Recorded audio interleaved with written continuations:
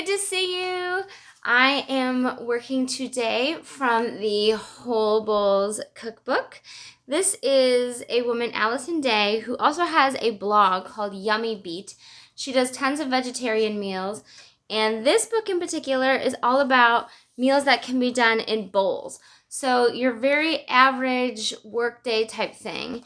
And in her recipes, she always includes ways that you could make things ahead, which starts to give you a sense of what's possible. So this recipe in particular is called Everyday Bowls with apple dressing and feta. She has a picture there. So she does a roasted beet, sweet potato, and kale, a quinoa chickpea mixture, and apple juice, apple cider vinegar dressing, and she's got some feta there. So I often make a ton of modifications to things to make them fit my needs. And so I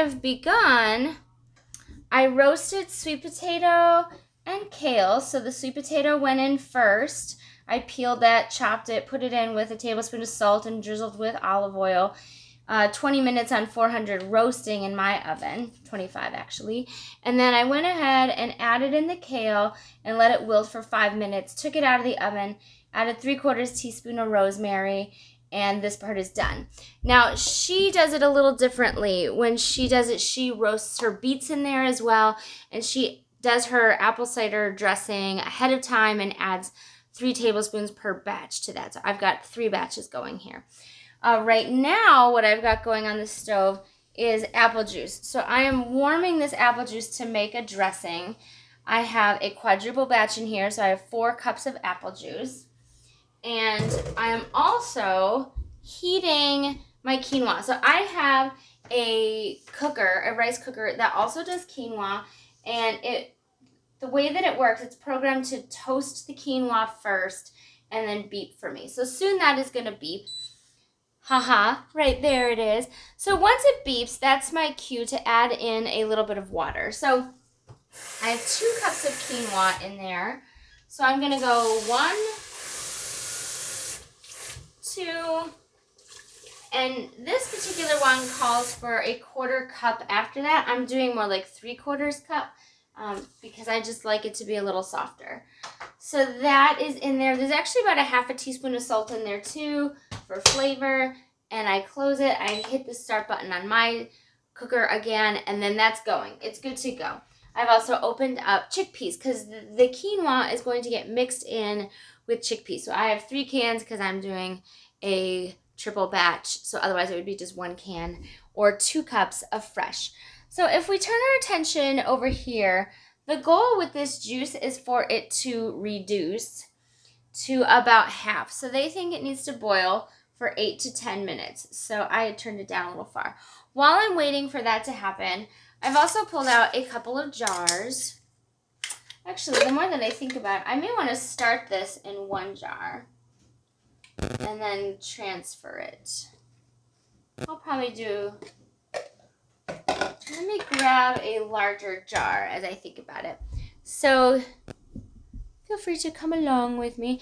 There's all kinds of things happening in this. I've got like a Christmas cookie baking thing happening soon. So let me just quickly grab a jar because I am realizing we're going to want, because I'm going to separate this for 2 different groups of people, I'm going to want to shake in a larger jar. So I'll switch over after. So there's 2 ways that you could do this. You could do it in a bowl and use a whisk, or you could just shake. This is actually Equal Exchange's Fair Trade olive oil out of Palestine. It's olive oil. Any olive oil would do. This just happens to be what I have on hand, and I love a good cause, so there's that. So the recipe calls for 3 tablespoons, and sometimes I measure like so, and sometimes I go like this. 1, 2, 3. So you choose the way in which you want to go, and if you want to lower your oil content, go ahead. Now, one thing that's going to be different for us, I am not going to use the feta today. Instead, I'm going to roast tofu with some lemon juice, which will sort of, and probably some garlic. So I'm going to do sort of like essence of feta, but in a dairy-free way. We have a child who benefits from that. So from there, we need 2 tablespoons of apple cider vinegar. So, you know, you can pick up apple cider vinegar anywhere. And since I'm doing a quadruple batch, I'll be doing 4 tablespoons, which suddenly starts to beg the question, so what? I'm sure you could do a much larger measurement of that. And in the meantime, my apple juice is doing its thing. So really, you can start to get the sense you're forming a vinaigrette, right? That's really what you're doing. And like I said, with her recipes, the dressing sort of ties all of these flavors together. Why do they work so well? And actually, I haven't even talked to you about the beets yet. So from there, a teaspoon of whole grain mustard. So I have a couple of mustards. There's a Dijon mustard and there's a whole grain mustard. It's a teaspoon of each. And I really despise measuring mustard. So in the same way that you saw me kind of cheat with my oil that one time, I'm going to cheat with my mustard as well, because I just despise trying to take thick liquids and get them out of jars. So 1, 2, 3, 4. This one is brand new, so this one might be a little more persnickety. 1, 2, and then I might have to give it a little tap. Our apple juice is doing its thing, and I can actually just take a look. The notion of like, did it reduce by half is a difficult one I have found with this recipe to really ascertain. So I'm going to do my best to imagine if it has or hasn't. She suggests an 8 to 10 minute boil as the way to do that. And then the last thing that goes in is salt. So again, if you are watching your sodium intake, don't add it at all or add a little bit less. It's a 1/4 teaspoon per batch. So I've done a full teaspoon. And the way this is going to work, you're going to see once you shake this, it goes together really quite quickly. So I can test and see how we're doing here. Yeah, we've pretty much gotten there. That's really good. Of course, the act of pouring it into this jar is a whole nother scenario.